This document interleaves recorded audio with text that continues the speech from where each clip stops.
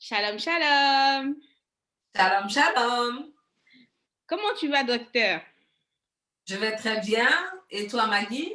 Ça va, ça va. En tout cas, nous vous disons merci encore de nous suivre. Bienvenue à votre émission Mhm. Instant Santé. Vous voyez que le format a un peu changé aujourd'hui, donc nous sommes par Zoom à distance. Mais nous croyons que, comme la Bible dit, que lorsque deux ou trois sont assemblés en son nom, le Seigneur, il est présent. Que ce soit dans la même pièce ou à distance, il est présent. Donc, Amen. docteur, je te propose de confier ce temps au Seigneur et nous allons commencer. Je donnerai des précisions un peu plus tard de ce qu'on va faire. Seigneur, je voudrais te confier ce moment que nous allons passer, Seigneur, en ta présence. Seigneur, vraiment que tu conduises toutes choses et que tout ce qui sera fait durant ce moment se déroule selon ton plan parfait. Que ton nom soit béni au nom de Jésus. Amen. Amen, amen, amen, amen. Je me Ok, permets donc aujourd'hui, nous allons faire une session de questions-réponses. Donc, nous avons eu quelques questions. Donc, tu as Mhm. demandé des questions, donc on a des questions. Donc, ce que je vais faire, Merci, c'est que Seigneur. je vais les dérouler au fur et à mesure et puis on va prendre tes réponses. Donc, en tout D'accord. cas, je te remercie parce que tu permettras à ce que quelqu'un puisse recevoir la réponse à sa question. Alors, une des premières questions que nous avons, c'est de savoir qu'est-ce qu'on appelle la santé? Parce que l'émission, c'est Instant Santé. Donc, les gens veulent Mhm. savoir un peu, c'est quoi la définition de la santé? Mhm. Donc, la définition de la santé sur le plan physique, sur le plan humain, vient déjà du latin sanitas. C'est un mot qui est apparu pour la première fois à la fin du Xe siècle et qui correspondait en fait au bon état physiologique d'un être vivant. Voilà, donc déjà à la fin du Xe siècle. Après, ça a évolué au IIIe siècle, c'est passé à un fonctionnement plus ou moins harmonieux. Et puis, au fur et à mesure des siècles, au XVIe siècle, on parlait par exemple de la santé de l'âme, de la santé spirituelle, de l'harmonie, de l'organisme, de l'équilibre. À la fin du XVIIe siècle, a été introduite la notion de santé de l'esprit. Donc, au XIXe siècle aussi, la santé morale, la santé intellectuelle. Et au XXe siècle, donc, c'est arrivé au niveau de la santé mentale, la santé des finances. Donc, on voit que la définition de la santé sur le plan humain, sur le plan, voilà, dans notre monde, a évolué au fur et à mesure que l'homme, je ne vais pas dire que c'est développé, mais au fur et à mesure que l'homme a découvert les capacités, enfin, l'intelligence, les époques, comme on dit, la santé a évolué pour arriver à ce qu'on sait d'elle aujourd'hui. Donc, la santé a évolué. C'est pourquoi l'OMS va dire, dans sa définition de la santé, que c'est un état de complet bien-être physique, mental et social et ne consiste pas seulement en l'absence d'infirmité ou de maladie. Ça, c'est la définition de la santé selon l'organisation de ce monde. La définition de la santé selon le Seigneur, dans l'esprit, je dirais que la santé, c'est d'abord un état de complet bien-être spirituel, ensuite psychologique et physique. Parce que la santé, elle est d'abord spirituelle. Parce que la santé, comme elle est d'abord spirituelle, fera que la santé psychologique sera bien et ensuite la santé physique, donc le corps, sera bien. Donc on retrouve la notion d'esprit, d'âme et de corps. Donc la santé selon le Seigneur, c'est ça, c'est cet état-là de bien-être. Et on se rend compte que contrairement à l'homme, le Seigneur ne change pas. La Bible dit qu'il n'y a ni changement ni ombre de variation dans le Seigneur. Donc, la définition de la santé, elle est la même depuis que le Seigneur a créé l'homme dans le jardin d'Éden jusqu'à aujourd'hui. Le Seigneur n'a pas changé. Donc, la définition de la santé selon le Seigneur n'a pas changé. Donc, voilà, la santé. Et on retrouve la définition de la santé, si on veut s'appuyer sur un texte biblique, dans le livre des Proverbes, au chapitre 3, au verset 8. Hein, la Bible dit vraiment de se confier à l'Éternel, vraiment de compter sur lui. Ce sera de la santé. Pour certaines versions, ce sera de la santé pour nos muscles Et pour nos os, pour une autre version, ce sera la bonne médecine. On parle de ça dans la version de la Bible Semeur. Et voilà, donc vraiment la santé, ça se retrouve dans la Bible. Et la bonne santé, c'est d'abord la santé spirituelle. Et le reste en découle. Ça voudrait dire que pour l'émission Instant Santé, on va pouvoir aborder en fait ces différents aspects de la santé en fait. Ça sera assez vague. Oui, tout à fait. Parce que, étant donné qu'on est spirituel avant d'être physique, la santé du chrétien va passer par la bonne santé spirituelle. Et là, pour avoir une bonne santé spirituelle, le meilleur remède, c'est la parole de Dieu. Donc, quand on est connecté à la parole de Dieu, quand on se confie en l'Éternel, quand on compte sur lui, l'esprit sera fort. Donc, si l'esprit est fort, l'aspect âme, donc le psychologique sera fort. Et donc, le corps aussi sera fort parce que l'esprit est fort. Ok, merci docteur. Alors, donc là, je te propose maintenant de rentrer dans les questions qui ont touché, qui touchent les thèmes en fait qu'on a déjà travaillés lors des précédentes émissions. D'accord? Voilà. Donc, la première question que je te propose, c'est celle-ci. On nous dit que lorsque la Bible dit, par exemple, dans Jérémie 17 au verset 10, « Moi, l'Éternel, j'éprouve le cœur, je sonde les reins pour rendre à chacun selon ses voies, selon le fruit de ses œuvres. » De quoi il est question? Donc, je pense que c'est par rapport aux reins. De quoi il est question exactement? Alors, ce passage des reins fait référence aux hanches, en fait, aux hanches, à la marche. Donc, sonde mon cœur, sonde les profondeurs, sonde ce qu'il y a dans mon cœur et sonde mes reins, sonde ma façon de marcher. Est-ce que je marche de façon fluide? Est-ce que je marche en claudiquant, donc en boitant? Est-ce que ma marche est rendue un peu pénible parce qu'il y a un caillou dans ma chaussure? Voilà, donc les reins ici dont il est question, c'est comment est-ce que le chrétien, comment est-ce que nous marchons devant le Seigneur? Comment est-ce que notre marche est agréable au Seigneur? D'accord. Donc, ça n'a rien à voir avec le cerveau, le cerveau spirituel, en fait, qu'on a vu. Non. D'accord. OK, super. Alors, une seconde question, c'est peut-on faire une cicatrisation sans douleur? Il est très difficile de cicatriser sans douleur. Je dirais non. Non, pourquoi? Parce que rien que le mécanisme de cicatrisation est douloureux. Bien sûr, plus une plaie sera profonde et plus la cicatrisation sera douloureuse. Donc, dans l'émission Instant Santé sur la cicatrisation, j'avais pris l'exemple d'une opération sur une appendicite. Le chirurgien va traverser plusieurs plans et la cicatrisation de ces plans-là sera douloureuse jusqu'au niveau de la peau. Parce qu'une cicatrice qui est toute fraîche, quand on touche encore, on peut avoir un peu de sensibilité. Donc, la cicatrisation dans le physique est douloureuse. N'oublions pas que le physique n'est que le reflet du spirituel.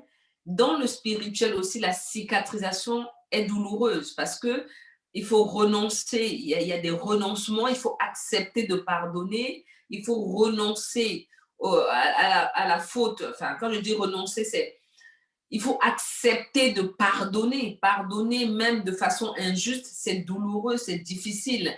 Donc, le mécanisme de nettoyage, d'épuration, de débridement, tout ça, c'est un mécanisme qui est douloureux. Et donc, je dirais qu'il n'y a pas de cicatrisation sans douleur. Mais quand on cicatrise avec l'aide du Seigneur, même s'il y a la douleur, il nous aidera à porter cette douleur pour qu'on cicatrise. Amen, amen, amen. OK. J'ai une personne qui demande en fait, qu'est-ce que ça fait si on cicatrise avec une écharde à l'intérieur de la plaie? D'accord. Donc, la cicatrisation avec l'écharde, donc c'est donc un corps étranger.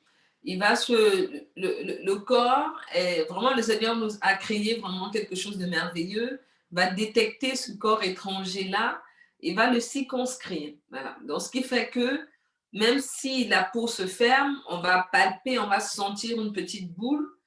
Ça peut ne pas gêner pendant un certain temps, mais à un moment donné, ça va devenir gênant puisque ça n'a rien à faire à cet endroit-là. Donc, l'écharde, à un moment donné, peut être cachée, peut être tolérée, mais à un moment donné, non, il faut s'en débarrasser. C'est pourquoi on va ouvrir.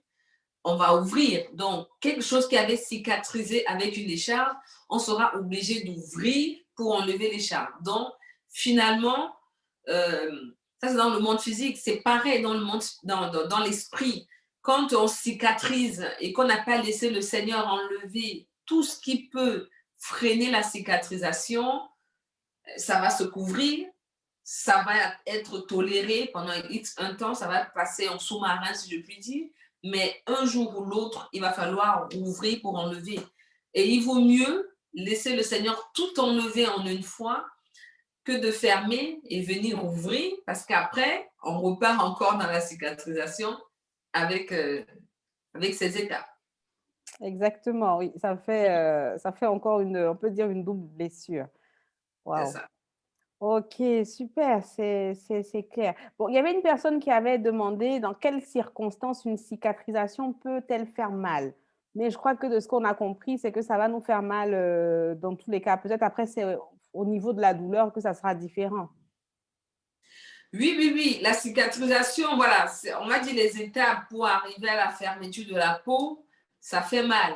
Maintenant, dans l'évolution des cicatrices, cette fois-ci, il y a des cicatrices, ça ne revient jamais à l'origine. Une fois qu'on ouvre la peau, il y a la trace. Mais il y a des cicatrices qu'on va appeler kéloïdes. Ce sont des cicatrices qui vont mal évoluer, soit par l'aspect, ne seront pas planes, elles vont faire, je ne vais pas dire des cloques, mais voilà, un peu rondes ou ovalaires.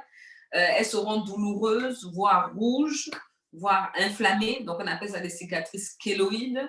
Donc, ça, voilà, ça dépend du type de peau. Il y a des peaux qui cicatrisent bien, sans traces, très peu de traces. Et puis, le temps fait que on ne se rend plus compte de la trace de la cicatrice. Puis, il y a des cicatrices, des peaux, on ne sait pas pourquoi, ça va évoluer en cicatrices kéloïdes. Donc, dans le spirituel, c'est pareil. Il y a des cicatrices. C'est pour ça qu'il est très important de ne pas cicatriser par soi-même, mais de confier la cicatrice au Seigneur, la cicatrisation. Parce qu'on sait qu'il y a des cicatrices, si on tarde à aider dans la cicatrisation, le corps va se débrouiller comme il peut. Et dans cette débrouillardise-là, ça peut découler, il peut découler des cicatrices kéloïdes. Donc, pour nous, chrétiens, quand on est blessé, quand on est froissé, quand on a été trahi, quand on a, voilà, tout ça, tout ce qui peut entraîner des blessures, la meilleure cicatrisation, c'est de laisser le Seigneur faire les choses pour que la cicatrice soit la plus lisse possible et la moins indolore possible. Merci bien. Ok. Alors, docteur, j'ai une question qui concerne la peur. Oui. On nous demande, est-ce que la peur peut-elle empêcher de prier? Totalement. La peur peut empêcher de prier. Comme je l'avais expliqué dans l'émission Instant Santé sur la peur, la première, j'avais expliqué que les réactions à la peur ne sont pas pareilles. On peut avoir une tétanie, une paralysie, un blocage. Et donc, la peur peut nous empêcher de prier aussi parce que quand on a peur, on a un manque de confiance, on est dans le doute. Et en fait, il y a des personnes, quand elles sont dans la peur, elles sont vraiment bloquées, ça leur enlève toute envie de faire des choses, dont l'envie de prier, dont l'envie de lire la Bible, dont l'envie de chanter des cantiques au Seigneur, parce que la peur est tellement présente que ça inhibe en fait le fonctionnement de l'être spirituel. Oui, ça peut. Et c'est pour ça que justement, quand on sent que la peur parce que le Saint-Esprit, il est là, il est en nous, nous sommes son temple, donc on sent comment il est en nous. Donc, quand on voit que la peur comme ça commence à nous saisir et qu'on lit moins la Bible, qu'on chante moins, qu'on prie moins, c'est le moment justement de se faire violence parce que Jésus-Christ a dit que l'esprit est bien disposé, mais la chair est faible. Donc, quand la chair est faible comme ça, parce qu'elle a été attaquée, c'est à l'homme intérieur de prendre la relève. C'est à notre être intérieur de prendre la relève. Et donc, voilà, on se fait violence pour lire un passage ou écouter une musique qu'on aime bien, voilà, une musique chrétienne, là, inspirée, qui va nous faire du bien et qui va nous parler, nous aider à surpasser ça pour nous rapprocher, pour ne pas, en tout cas, arrêter de prier ou de lire la Bible. Hmm? Amen, amen, amen. Hmm. Ok, une autre question sur la peur, c'est est-ce que la peur peut-elle faire apparaître des maux physiques? Oui. Comme j'ai expliqué dans la définition de la santé, c'est pour ça que j'ai pris le temps. Parce que c'est vrai, dans les autres émissions, je n'ai pas fait ça. Mais dans le cas de la réponse aux questions, voilà, on explique que la santé, pour nous, enfants de Dieu, elle est d'abord spirituelle. Le spirituel va impacter sur l'âme, donc le psychologique, qui impacte sur le corps. Donc, les maux physiques qu'on va avoir sont le reflet que l'âme n'est pas bien, donc le psychologique n'est pas bien. Et si l'âme n'est pas bien, ça veut dire qu'elle lutte avec l'esprit. Hein, au lieu d'être soumise à l'esprit, elle va lutter avec l'esprit. Et donc, effectivement, la peur qu'on vit en esprit va se traduire déjà en angoisse au niveau de l'âme, en anxiété au niveau de l'âme, en toutes sortes de troubles. Voilà, on n'est pas bien, on est irascible, on peut être agressif parce qu'on a peur, parce que l'âme n'arrive pas à gérer la peur, parce que ce n'est pas son domaine en fait. Et ça va se répercuter sur le corps. Donc, on aura il y a tellement de listes, mais tellement pardon, de signes cliniques pour avoir des douleurs au ventre, de la diarrhée. Certains vont être constipés. Donc, il y a des gens qui vont être en diarrhée. Je me souviens d'une patiente qui avait la diarrhée pendant 6 mois. On a tout fait, tout ce qui pouvait être fait. Elle a même fait tous les examens possibles et imaginables. Et c'est vraiment à la fin, je lui ai demandé si elle avait peur de quelque chose, et puis elle m'a dit qu'elle avait peur de quelque chose. Donc finalement, pendant 6 mois, en fait, j'aurais posé la question dès le départ, peut-être qu'on aurait gagné du temps, mais bon, c'est tout, ça arrive. Et à la fin, on s'est rendu compte que les diarrhées étaient en fait dues à la peur. Voilà. Et ça, je passe, il y a des douleurs à la poitrine, il y a des gens, des patients qui viennent voir, docteur, ça me serre plusieurs fois, ça me serre. Ils vont faire tous les examens chez le cardiologue, on fait tous les examens possibles.